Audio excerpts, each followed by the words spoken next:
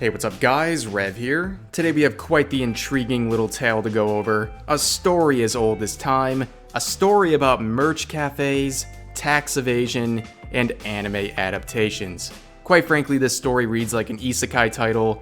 The time I got reincarnated as an anime studio founder who concealed millions in merch sales to build my dream home. Catchy, huh? But you know, making art, especially on the corporate level, is a uniquely difficult task. Art, no matter how good it is a tough thing to fund, to package, and ultimately to profit from. And whatever form it takes, at the very least, there's a lot of uncertain ground to work through.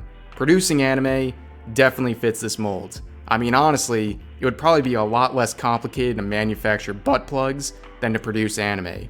With traditional businesses, you have a demand and you give them a product. The results are pretty predictable. But with anime, you never know how the public's gonna receive it.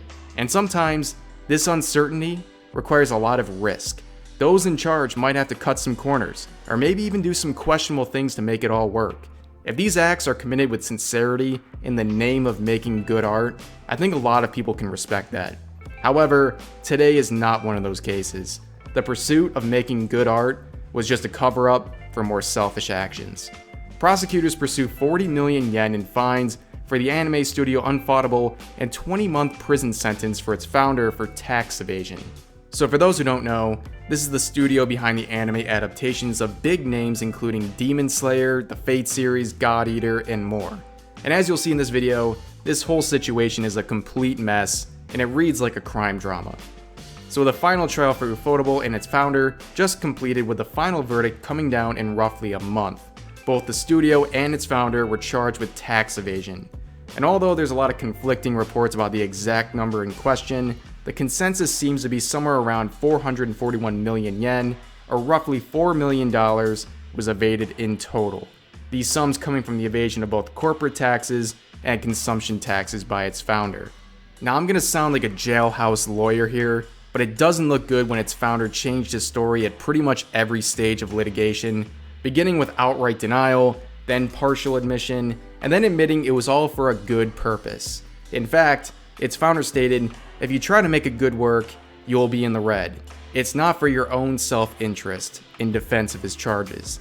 Essentially saying, the tax evasion was all a necessity for creating good anime, which, from all accounts, appears to be a complete lie.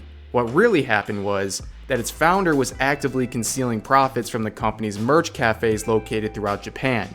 He would take those profits, leaving the cafe in a loss for tax purposes to be exempt from them, and then placing his earnings in his personal safe house, which he used later to purchase various real estate in his own name.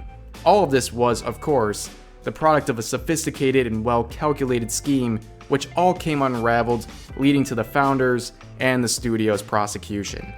Like I said earlier, I respect efforts made in the honest pursuit of making good art, but this was not the case here. These were the selfish actions made by a founder who took away resources from his own anime studio for his personal gain. And the final verdict will be handed down in December, so stay tuned for that. But that's gonna do it for this video. I hope you all enjoyed, and I'll see you guys next time.